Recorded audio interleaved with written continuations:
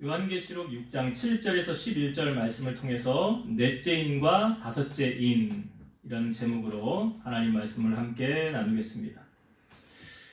우리가 참 시간이 지나면 기억력이라는 게 얼마 남지가 않죠. 그래서 우리가 지금 계시록 이제 그 일곱째인 가운데에 오늘 말씀이 넷째인과 다섯째인이죠. 첫째인, 둘째인, 셋째인 혹시 기억나십니까? 첫째인을 뗐을 때는 뭐가 나타났죠? 흰말이 나타났죠. 흰말이 의미하는 건 뭐라고 그랬습니까? 예수님을 흉내내는 비슷한 흉내를 냈죠. 그리고 이기려고 하더라. 이긴 게 아니에요. 이기려고 하더라. 뭘 의미합니까? 저 그리스도. 말세에 되면 나타나는 예수님께서 이미 말씀해 주시기를 말세가 되면 나타나는 현상 중에 내가 그리스도다. 나를 믿어라. 그래야 구원받는다. 그래서 우리가 헷갈리지 말라고 한 이유가 이단들의 특징 가운데 제가 말씀을 드렸지만 누가 강조됩니까? 예수님이 강조됩니까? 사람이 강조됩니까? 사람이 강조돼요. 그러니까 어디에나 예수님을 제외한 누군가가 예수님의 자리에 있다. 그럼 그 반드시 그 문제가 있는 거예요. 그래서 흰말을 탄 적그리스도 의미를 했었고 두 번째는 뭐였죠? 붉은 말이 나왔었죠. 붉은 말. 그래서 이 붉은 말이 하는 역할이 뭐였다고 했습니까? 이 말씀 우리가 보니까 화평을 제하여 서로 죽이게 하더라. 분쟁과 싸움과 다툼을 일으키게 하는 거예요.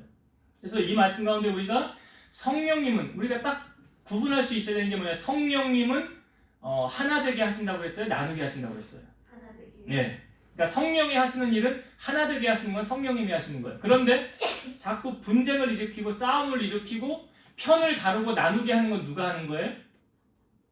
사탄이 하는 거예요. 마귀가 하는 거예요. 그러니까 교회 안에도 분쟁을 일으켜서 그러니까 사도 바울이 그 고린도 교회를 향하여 나는 바울파다, 나는 베드로파다, 나는 아볼로파다. 이거 옳지 않다라는 거죠. 우리는 하나님의 사역자들 뿐이고 오직 자라나게 하시는 이는 하나님이시다 그러잖아요.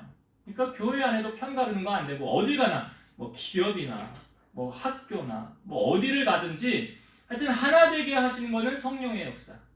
근데 서로 시기하고 싸우고 그래서 성경 말씀에 보면 피차 물고 먹으면 멸망할 거 조심하라 그러잖아요. 그러니까 마귀가 가장 좋아하는 건 뭔지 아십니까? 망하는 거예요. 여러분들이 망하는 걸 마귀는 가장 좋아해요. 쾌재를 부를걸요 아마 여러분들이 망하면. 그러니까 마귀가 하는 일은 그렇다고요. 하나님이 하는 일은요. 하나님은 처음에 사람을 만드시고도 뭐라고 말씀하셨어요? 하나님의 형상대로 만드시고 땅을 어떻게 하래요? 정복하고 다스리고 충만하라. 그러니까 하나님은 우리를 자녀 삼으셨잖아요. 그러니까 그 자녀가 세상에 나가서 세상을 정복하고 다스리고 충만하고 하나님 영광을 높이고 그렇게 살아가기를 하나님은 원하신다는 거죠. 그러니까 너무 다르죠. 확연히 다르잖아요. 마귀가 좋아하는 것과 하나님이 원하시는 것. 확연히 달라요. 그래서 이 둘째 말이 붉은 말이 그런 역할을 했더라. 분쟁하고 싸우고 다투고 하는 것. 그 다음에 셋째 인을 뗄 때 뭐가 나왔습니까? 검은 말이 나왔더라 그랬죠. 검은 말이 의미하는 건 뭐였습니까? 흉년, 기근. 흉년과 기근. 그러니까 지금도 뭐 어려운 지역에 사는 밥을 못 먹어서 방송에 나오잖아요. 유니세프 뭐 이런 거에 그렇잖아요. 하루에 한 끼를 못 먹어서 그렇게 굶주림에 안타까운 거지만 하여튼 그 세 번째 이 검은 말이 하는 역할이 그런 거였더라. 그래서 우리가 이 말씀을 나눌 때 그 이야기를 했었잖아요. 러시아하고 우크라이나하고의 전쟁이 우리하고 상관이 있느냐 없느냐. 실질적으로 먼 나라 이야기 같은데 우리의 삶의 경제에 미치는 영향이 있어요 없어요? 있더라고요. 밀가루 값이 오르고요. 식용유 값이 오르고 지금 기름 값이 지금 막 계속 오르고 있잖아요. 그러니까 우리의 삶에 전혀 관계가 없는 것이 아니더라. 다 밀접한 관계를 맺고 있더라. 그러나 그것이 이제 계속 뭐 여기 포도주와 감람류는 해치지 말라. 그러니까 하나님의 기한 안에 그러니까 이 말씀 속에 제가 그 이삭 이야기도 말씀드렸죠. 온 땅에 기근이 들었을 때 그 기근 가운데도 그 땅의 농사에서 100배의 결실을 맺고 하나님의 풍성한 축복을 누린 사람이 성경에 보니까 있더라. 우리도 어려운 기근 중이라 할지라도 하나님의 특별한 은혜를 덧입기를 원했다. 그러면서 우리가 메시지, 말씀을 함께 나누었습니다. 자, 오늘 이제 넷째인과 다섯째인의 말씀인데요. 먼저 넷째인 7절과 8절의 말씀을 한번 볼게요. 여기도 말이 또 등장을 하지요. 7절 8절 봅니다. 넷째 인을 떼실 때에 내가 넷째 생물의 음성을 들으니 말하되 오라 하기로 내가 봄에 청황색 말이 나오는데 그 탄 자의 이름은 사망이니 음부가 그 뒤를 따르더라. 그들이 땅 4분의 1의 권세를 얻어 검과 흉년과 사망과 땅의 짐승들로서 죽이더라. 여기 네 번째 인을 떼니까 나타나는 말이 어떤 말이 나타났대요? 청황색 말. 청황색 말. 청황색이 어떤 색일까요?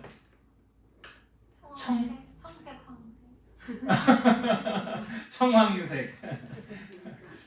제가 검색도 해봤는데 뭐 그렇게 뚜렷하게 이런 색이다라고 알려주는 게 없더라고. 근데 제가 여러분들이 아주 쉽게 이해할 수 있도록 청황색 말이 이런 색이다라는 걸 알려드릴게요. 뭐 여러분들 가운데 그런 일은 없겠지만 뭐 학창 시절에 이렇게 뭐 친구들끼리 주먹 다툼 같은 거 좀 싸움도 하고 뭐 여자분들은 그렇게 막 세게 싸우진 않지만 남자들이 이렇게 한 대씩 맞고 막 싸우는 경험들 있잖아요. 그런 일이 있어서는 안 되지만 결혼을 해서 부부지간에 서로 치고받고 싸우면 이거 심각한 일이죠. 그런 일이 있어서는 안 됩니다. 근데 싸우고 난 뒤에 맞고 나면 그 다음에 이제 어떻게 돼요? 멍들지요. 멍들지요. 그 멍든 색깔이 무슨 색입니까? 푸르둥둥. 그거의 청황색이에요. 그게. 그런 색깔로 이해하시면 돼요. 맞고 나면 퍼렇고 파란색과 초록색과 막 노란색이 막 융합되어서 나타나는 색깔. 이게 바로 청황색이구나. 그렇게 그냥 이해를 하시면 될 것 같아요. 그런데 여기 청황색이 말이 나오는데 여기 분명히 성경이 이렇게 나와요. 그 탄자의 이름이 뭐래요? 사망이다 그랬어요. 이 사망이라는 것은 헬라어로 디라토스라는 뜻인데 이건 히브리 말의 데베르에서 따온 말이래요. 근데 이 히브리 말의 데베르라는 뜻이 뭐냐면 온역이다. 온역이 뭐냐면 이렇게 전염병 같이 이렇게 퍼지는 거 있죠. 퍼져나가는. 그러니까 중세 시대에 많은 사람이 그 전염병으로 죽었죠. 예, 많은 사람이 전염병으로 유럽 인구의 뭐 3분의 1인가 죽었다고 그러잖아요. 그래서 지금 뭐 코로나를 그때 뭐 비유해서 이렇게 비유적으로 우리에게 표현도 하지만 그 패스트 전염병. 근데 여기서 말하는 그러니까 이 사망이라는 것은 이 히브리 말 이 데베르 이게 온역 전염병에서 따온 말이래요. 그러니까 전쟁과 기근에 이어서 나타나는 재앙. 그러니까 여러분 전쟁하고 난 다음에 이제 그 잔해 속에서 막 사람의 시체, 막 동물의 시체 이런 거에서 막 부패한 균들이 나오고 막 퍼지면서 전염병 같은 것이 막 돌잖아요. 그 뒤에 나타나는 현상이 그러한 재앙을 이제 뜻하는 거예요. 여기서 이제 청황색 말에 등장하는 이 온역, 그 전염병 그런 의미를 지금 우리에게 알려주고 있습니다. 근데 여기 8절 중반 부분에 보면 그들이 땅 4분의 1의 권세를 얻어 그랬지요. 그들이 땅 4분의 1의 권세를 얻어. 그러니까 땅 위에 그 전면적인 환란이 일어나되 그 가운데 4분의 1만 이게 해당이 된다. 전체가 아니에요. 전체 모두가 아니라 4분의 1로 이제 제한을 하고 있죠. 그 4분의 1이 그 검은 이제 사망 이거 말하는 거죠. 죽음, 흉년은 배고픔으로 인해 굶어 죽는 것. 그리고 사망과 땅의 짐승들로서 죽이더라. 땅의 짐승들은 그 뭐 옛날 시대에 짐승들을 그 뭘로 키우고 살인 무기로 키우잖아요. 개들 같은 거. 사냥견들 아주 이빨이 험하게 하거나 또는 그 옛날 로마인들이 유대인들을 박해할 때 그 사자밥이 되게 그 콜로세움 이런 데 넣어놓고 거기 민간인들, 유대인들, 크리스찬들 넣어놓고 사자들 풀어가지고 사자들하고 싸우다가 그 사자 먹이가 되고 죽고 그러지 않습니까? 그런 걸로 의미하는 거예요. 그러니까 여기 이제 이 넷째인 청황색 말을 탄 사람이 하는 이 역할이 이 사망의 영, 죽음의 영, 전염병이 돌게 하고 그런 전쟁과 기근으로 인해 나타나는 그러한 재앙들, 현상들 그걸 우리에게 알려주고 있는 겁니다. 넷째 인은. 다섯째 인 볼게요. 9절부터 다섯째 인 보겠습니다. 다섯째 인을 떼실 때에 내가 보니 하나님의 말씀과 그들이 가진 증거로 말미암아 죽임을 당한 영혼들이 제단 아래에 있어. 자, 첫 번째 인부터 네 번째 인까지는 어떤 말이 등장하였었는데 여기 다섯 번째 인에서는 말이 등장하지 않았어요. 전혀 다른 패턴으로 우리에게 보여주고 있죠. 여기 보면 9절에 다섯째 인을 뗄 때 내가 보니 어떤 사람들이 등장할까? 여기 하나님의 말씀과 그들이 가진 증거로 말미암아 죽임을 당한 영혼들이. 이 사람들은 어떤 사람들입니까? 짐승의 우상에게 경배하지 않고 땅 위에서 죽임을 당한 모든 자를 뜻하는 거죠. 그러니까 종말의 핍박을 당해서 죽게 될 순교자들도 여기서 암시를 하고 있는 거예요.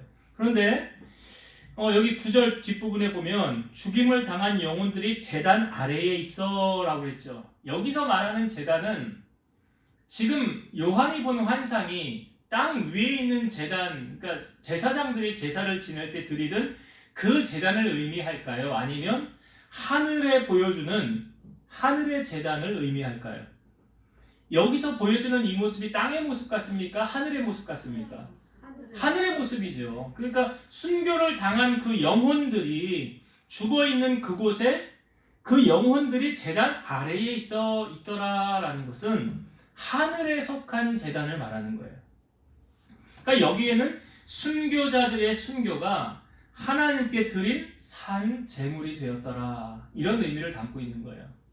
그러니까 이 땅 가운데 우리가 천국에 가면 가장 큰 상급은 어떤 사람들이 받게 되느냐? 순교를 당한 자들이 가장 큰 상을 받게 됩니다. 순교자들이 상이 가장 크다고 그래요. 그러니까 여기 지금 그 제단 아래에 있는 영혼들은 하나님을 배반하지 않고 끝까지 신앙을 지키다가 순교를 당한 그 사람들의 영혼이 지금 그 제단 아래에 있더라 라고 보여주는 거예요. 10절을 봅니다. 10절. 큰 소리로 불러 이르되 거룩하고 참되신 대주제여, 땅에 거하는 자들을 심판하여 우리 피를 갚아주지 아니하시기를 어느 때까지 하시려 하나이까 하니. 여기 큰 소리로 불러 이르되 거룩하고 참되신 대주제여. 거룩하고 참되신 대주제여, 누구를 말하는 것 같습니까? 여기 대주제여라는 말이 헬라어로 데스포테스라는 뜻이에요. 데스포테스. 어떤 의미를 담고 있냐면 절대적인 권력과 소유권을 가진 자. 절대적인 권력과 소유권을 가진 자. 그러니까 절대적 권능을 가지신 누구를 말하는 거예요? 하나님을 말하는 거죠. 절대적 권능을 가지신 그 하나님. 그러니까 그 하나님을 향하여 지금 말하는 거예요. 거룩하고 참되신 대주제여, 데스포테스, 절대적인 권능을 가진 우리 하나님, 그 하나님을 향하여 말하기를 땅에 거하는 자들을 심판하여. 여기 땅에 거하는 자들은 어떤 사람을 의미할까요? 땅에 거하는 자들, 그러니까 하나님을 거역하고 대적하는 그 세상에 거하는 자들, 소위 크리스찬들을 박해하고 핍박하는 그런 무리들을 여기 땅에 거하는 자들. 그러니까 우리가 요한계시록을 볼 때 시대적인 배경을 앞부분에 우리가 나눴잖아요. 지금 그 로마의 도미티아누스 황제가 그 예수 믿는 사람들을 아주 핍박하는 절정에 다다랐다고. 나를 신이라고 해야, 그래야 너희가 살 수 있어. 예수님이 너의 신이야? 그럼 넌 죽는 거야. 이 정도로 박해를 심하게 했으니까 예수 믿는 사람들이 차마 그건 나는 고백 못해. 나는 나의 신은 오직 예수님밖에 없어. 그 고백을 못한다는 거죠. 그러니까 그 악하게 우리를 박해하는 그 사람들을 통틀어서 지금 이렇게 거하는 거예요. 땅에 거하는 자들. 땅에 거하는 자들, 이렇게 표현하고 있어요. 그러니까 그들을 심판하여 우리 피를 갚아주지 아니하시기를 어느 때까지 하시려 하나이까. 그러니까 하나님께 충성하는 자들을 핍박하며 하나님을 대적하는 악인들의 보응으로 하나님의 궁극적인 심판을 하나님 언제 해주시렵니까? 그러니까 지금 예수 믿는 사람들이 온갖 핍박과 어려움을 당하는데 하나님은 그거 눈여겨서 그냥 보고만 계실 겁니까? 왜 하나님은 지금 즉시라도 예수님도 그랬죠. 예수님도 십자가를 지시기 전에 베드로가 말고의 대제사장 말고의 귀를 자를 때 다시 붙여주면서 야 내가 지금 12형 되는 천사를 보내어서 이거 내가 지금 정리 못할 줄 아느냐? 하나님 하실 수 있다잖아요. 근데 하지 않으셨잖아요. 그렇게 하는 하나님의 일이 안 되기 때문에. 그러니까 지금 그 죽임을 당한 순교자들의 영혼이 하나님 언제까지 하나님 저들의 그 악함을 언제까지 바라만 보고 계실 겁니까? 언제 우리의 이 원한을 갚아주실 겁니까? 여러분 원수 갚는 건 누구에게 있다고 그랬죠? 예, 하나님께 있다고 그랬어요. 우리가 갚는 건 절대 아니에요. 원수 갚는 것이 내게 있으니 내가 갚으리라. 그러니까 지금 이 상황을 놓고 보면 이들이 상당히 힘들고 어렵게 신앙생활을 이어가고 있구나. 그런 거에 비하면 여러분 우리의 신앙생활은 지금 여러분 힘드십니까? 예, 이 비교조차 안 되는 거예요. 이거는 그때 상황하고 놓고 보면 떳떳하게 대놓고 나 크리스찬이라고 말도 못하는 거고. 그러니까 뭐 지금 이들이 이러한 상황 속에서 하나님 언제까지 하나님 일하실 겁니까? 언제 갚아주실 겁니까? 그런 말을 할 때 자 11절의 말씀 봅니다. 11절 각각 그들에게 흰 두루마기를 주시며 그러니까 순교당한 영혼들을 향하여 흰 두루마기를 주시며 여기서 말하는 흰 두루마기는 하나님께서 순교자들에게 영생과 승리를 보장해 주신다라는 거죠. 영생과 승리를 보장해 주시는 그런 의미의 두루마기예요. 그 두루마기를 주시며 이르시되 아직 잠시 동안 쉬되 그들의 동무 종들과 형제들도 자기처럼 죽임을 당하여 그 수가 차기까지 하라 하시더라. 흰 두루마기를 주시며 이르시되 아직 잠시 동안 쉬되라고 말하고 있죠. 잠시 동안 쉬되 이건 동일한 사건의 연장 속에서의 휴식을 의미하는 거예요. 천상계의 축복 가운데 쉼. 그러니까 하늘의 시간과 이 땅의 시간이 같지가 않죠. 하나님은 성경에 보면 1년이 하루가 1000년 같고 하루가 1000년 같다라는 표현을 하고 있잖아요. 그러니까 하늘의 시간하고 이 땅의 시간은 다른 의미인데 그들을 향하여 너희가 잠시 동안 쉬어라. 잠시 동안 쉬어라. 그러면서 그 다음 하시는 말씀이 이런 말씀이죠. 그들의 동무 종들과 형제들도 자기처럼 죽임을 당하여 여기 순교자들처럼 죽임을 당하여 그 수가 차기까지 하라 하시더라 그랬어요. 여러분 이 말씀을 우리가 이해를 잘 하셔야 되는데 이게 뭐냐면 이 잘못 해석을 하면 어떤 의미로 해석을 하게 되냐면 야, 그 순교자들이 어느 정도까지 하나님이 정한 인원이 있지 않겠느냐. 그러니까 그 인원이 차야 하나님이 이 땅에 재림하시지 않느냐. 그렇게 해석을 해요. 여기 보면 그 어떤 죽임을 당할 그 수가 차기까지 하라 그랬잖아요. 그 수가 얼마인지는 몰라요. 그러나 그 수가 차야 하나님이 주님이 구름 타고 임재하실 것이다. 그래서요. 이 잘못 해석하는 어떤 이단들, 종말이 온다는 이 사람들이 숫자적인 개념으로 해석을 해서 너 순교해야 돼. 네가 순교해야 되고 야 너도 순교해야 돼. 그래야 하나님이 주님이 구름 타고 이 땅에 임하실 수 있어. 해석을 잘못하는 거예요. 그런 의미가 아니다라는 거예요. 여기서 그 수가 차기까지 이것은 순교자들이 그리스도인으로서 소명을 다하기까지 그리스도인들이 순교자로서의 삶의 소명을 다하기까지. 여러분 예수님은 언제 오신다고 그러셨어요? 마태복음 24장에 분명히 우리에게 말씀해 주셨죠. 온 땅 끝까지 복음이 전파되면 그제서야 끝이 오리라. 그렇게 주님은 말씀하셨지 순교자의 수가 몇 명이 채워져야 몇 명이 순교를 해야 그럼 여러분 지금까지 이 땅에 주님을 위해서 순교한 사람들이 한두 명이 아니잖아요.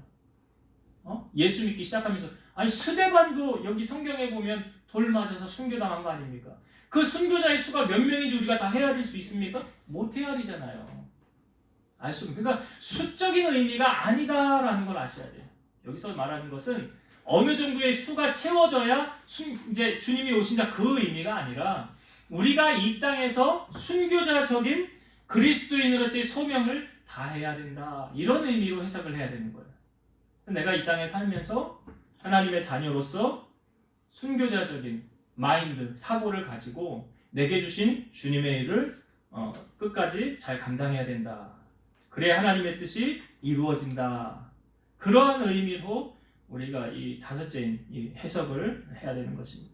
자, 이제 오늘 주신 이 말씀 속에 제게 주신 은혜 한 두 가지만 잠깐 간단하게 말씀을 나누고 마칠게요. 첫 번째는 모든 주권의 주인은 누구시냐? 하나님이시다. 하나님이 주권의 주인. 지금 첫째인, 둘째인, 셋째인, 넷째인 다 공통적으로 보면 이들이 마치 자기들의 권한을 가지고 모든 것을 행사하는 것 같죠. 근데 그렇지 않아요.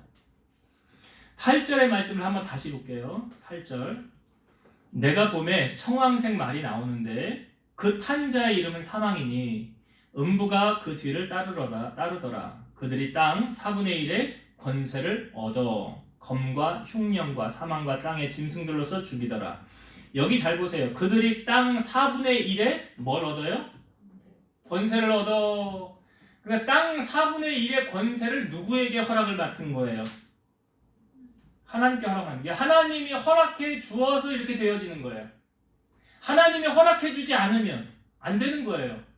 이들의 주권으로 되어지는 게 아니에요. 이들의 힘과 권력으로 되어지는 게 아니라 하나님이 허락하니까 그거 되는 거예요. 그 부분도. 우리 참새 한 마리도 하나님 허락 없이는 떨어져요? 안 떨어져요? 안 떨어진다고 그랬잖아요. 오늘 우리가 말씀에도 다섯째 인을 떼실 때 거기 10절에 보면 큰 소리로 불러 이르되 거룩하고 참되신 대주제여.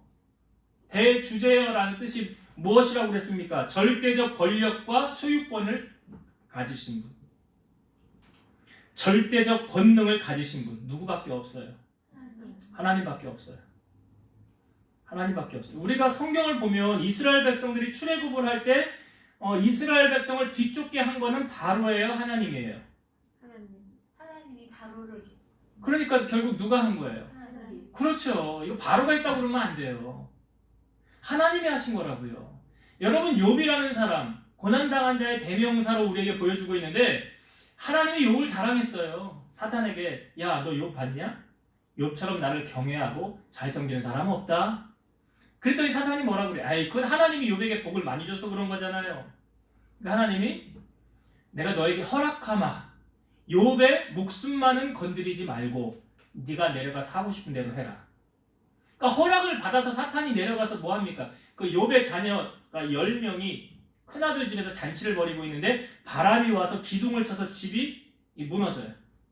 그래서 그 집에 욥의 아들 10명이 그 자리에서 다 죽습니다. 거기서 끝난 게 아니라 욥에게 있는 재산들을 여기저기서 강도들이 와가지고 다 가져가요. 욥이 하루아침에 거지가 됐어요. 이게 하나님의 허락하에 이게 되어진 거지 하나님이 허락하지 않으면 안 되는 거예요. 하나님의 허락하에 되어진 거예요. 그러니까 모든 주권은 누구 손 안에 있습니까? 그렇다고 한다면 여러분 우리가 무엇에 올인해야 될까요? 하나님. 그래 맞아요. 그거 다 거기서 나오는 거니까. 다윗도 고백했잖아요. 전쟁은 여호와께 속하였다. 부와 기가 주께로부터 말미암는다. 모든 것이 주께로부터 말미암는다. 재물 얻을 능도 하나님이 주셔야 되는 거다. 그러니 여러분 우리가 사람에게 사바사바하고 사람에게 잘 볼 이유가 있어요 없어요? 그럴 시간이 있으면 여러분 하나님 앞에 엎드려서 1분이라도 더 기도하세요. 그리고 하나님 앞에 더 매달리세요. 그리고 더 말씀 붙잡고 나아가세요. 여기 오늘 말씀에도 분명히 보여지지 않습니까? 하나님의 권한이 없으면 그들이 할 수 없는 거예요. 그렇다고 한다면 우리의 삶의 모든 것을 주관하시는 분이 누구세요? 하나님이세요. 그래서 여러분 제가 이런 말 자주 하잖아요. 내가 주의 일을 하면 주님이 내 일 해주신다. 다른 말로 말하면 하나님의 일에 공짜 있어요 없어요? 없어요. 하나님 공짜 없어요. 다 행한 대로 심은 대로 거두게 하시는 거예요. 그렇기 때문에 오늘 말씀 속에 그래 내가 하나님이 하시면 되지 나는 못하지만 권세와 능력이 무한하신 하나님만 내가 붙잡고 나아가리라. 오늘 이 말씀을 통해서 그런 은혜가, 그런 결단이 여러분들 삶 가운데 있기를 주의 이름으로 축원드립니다. 또 한 가지, 두 번째 나누고 싶은 은혜는요, 오늘 다섯째 인을 뗄 때 뭐가 보였습니까? 주를 위해, 하나님을 위해서 순교당한 사람들 보였죠. 그러니까 천국에선 이들의 상급이 가장 큰데, 요한복음 12장 24절 말씀 보면 내가 진실로 진실로 너희에게 이르노니 한 알의 밀이 땅에 떨어져 죽지 아니하면 한 알 그대로 있고 죽으면 많은 열매를 맺느니라. 한 알의 밀이 떨어져 죽지 아니하면 그대로 있고 죽으면 많은 열매를 맺느니라. 초대교회가 여러분 이제 성령의 임함과 동시에 교회가 시작되어졌지만 초대교회가 확산적으로 부흥되어진 시기가 언제인 줄 아십니까? 그러니까 여기 예루살렘에 국한되어져 있던 초대교회가 열방을 향하여 나아가게 된 계기가 있었어요. 전국으로 퍼져나가게 된 계기가 있었어요. 언제였죠? 네? 추방. 추방은 아니었고, 근데 그건 이제 로마에 있던 이제 갈라디아서가 이제 추방 내린 추방령이었고, 그건 아니고 예루살렘 안에서 이제 전국으로 흩어져, 이걸 디아스포라라고 그러죠. 디아스포라, 흩어지게 된 배경. 120명. 네, 120명이 기도해서 성령 받았죠. 그래서 교회가 시작된 거 맞아요. 그래서 베드로가 한 번 설교하니까 막 3,000명, 5,000명이 회개하고 돌아왔어요. 이제 예루살렘에 국한되어져 있던 초대교회가 이제 막 열방으로 세계로 뻗어나가고. 그러니까 우리가 안디옥의 교회가 세워졌을 때 그 북쪽 예루살렘 교회에서 누구 파송했다고 그랬어요? 생각나시죠? 바나바. 그게 이제 예루살렘 교회에서 퍼져나가서 교회가 세워져서 이제 파송이 돼요. 그러니까 그 계기가 뭘까요? 이렇게 전국으로 퍼져나가게 된 계기. 스데반. 예, 스데반의 순교예요. 스데반의 순교로 말미암아 사람들이 사방으로 흩어지게 되었더라. 성경에 보면 그 스데반의 순교로 말미암아 흩어진 자들이 뭐 했어요? 곳곳에 가서 복음을 전하고 교회가 세워져. 그러니까 이 스데반 한 사람의 순교의 씨앗이 사방으로 퍼져나가 열매 맺게 되었더라. 우리나라에 복음이 어떻게 들어왔는지 여러 선교사들이 왔지만 우리나라에 선교의 피를 뿌리고 생명을 걸고 복음 전하다가 죽은 우리는 누군가로부터 복음의 빚진 자들 아닙니까? 그들의 순교의 피가 이 땅에 뿌려져서 이 땅에 복음이 증거되어졌고 각 곳에 교회가 세워지게 된 거예요. 순교의 열매예요. 저는 교회도 그렇게 생각해요. 교회도 누군가의 순교의 헌신, 그 열매가 있지 않고 교회가 세워질 수 없다. 교회도. 그래서 오늘 이 천상에 보여진 그 죽임을 당한 영혼들 얼마나 값지겠습니까? 하나님 보시기에. 근데 그 영혼들이 그 죽음으로 끝났다? 아니에요. 그 세상 사람들이고 그 죽음으로 끝났다는 것은 하나님의 자녀들의 순교의 열매는 그들을 통해서 놀라운 열매. 한동대학교 아시죠? 한동대학교에 그 갈대상자라는 책을 쓴 분이 있는데 그 한동교회 설립자. 근데 그 한동대학교가 처음에 설립되어질 때 거기에 순교의 그 입학생, 신입생이 2명인가가 순교를 당했어요. 그 순교의 열매가 있어요. 책을 아마 여러분 시간이 되시면 한번 읽어서 한번 보세요. 아, 그 학교가 미션 학교 아닙니까? 순교의 씨앗으로 뿌려져서 세워진 학교구나. 그러니까 어느 것 하나 그냥 되어지는 것은 없습니다.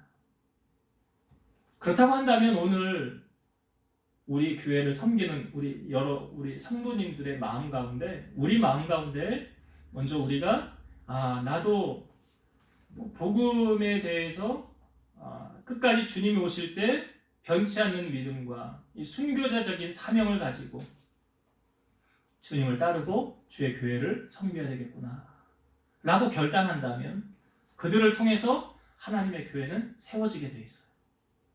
그렇게 하나님의 교회를 일으키시고 세워지는 거예요. 그래서 오늘 우리가 이들의 순교자들의 이들의 모습은 나와 상관이 없는 모습이다가 아니라 우리의 동역자고 우리의 선배, 신앙의 선배들이고 그들이 갔던 그 길을 우리도 걸어갈 때 주님께서 우리를 통해서 주의 뜻을 이루시고 영광을 나타내실 줄로 믿습니다. 여러분들이 그러한 하나님의 귀한 사역자들, 일꾼들 다 되시기를 주의 이름으로 축원드립니다. 기도하시겠습니다. 살아계신 하나님 감사합니다. 다섯째 인을 보여주시고 넷째 인을 오늘 우리에게 보여주셨습니다.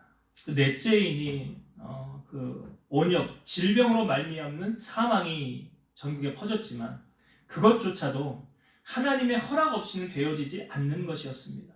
하나님께서는 사랑하는 자들 머리털 끝 하나 상하지 않게 하신다고 약속해 주셨습니다. 사자굴 속에 들어갔던 다니엘 머리털 끝 하나 상하지 않았습니다. 하나님이 천사를 보내어서 지켜주셨습니다. 우리 사랑하는 성도들이 이 땅에 발을 디디고 살아가는 동안 하나님께서 저희들을 지켜주시고 함께하여 주셔서 우리를 통해서 하나님의 영광이 드러나게 하시고 또한 잘되고 번성하는 놀라운 축복이 임하게 하시고 특별히 다섯째 인에 순교당한 그들의 모습 속에 오늘 우리가 지녀야 할 우리의 모습, 이제는 내가 사는 것이 아니라 내 안에 그리스도께서 사시는 순교자적인 믿음을 가지고 우리가 주님을 끝까지 잘 섬기게 하셔서 저들로 말미암아 하나님의 교회가 세워지고 부흥되어지고 주의 영광을 높이는 그러한 은혜가 임하게 하여 주옵소서. 예수님 이름으로 감사하며 기도드리옵나이다. 아멘.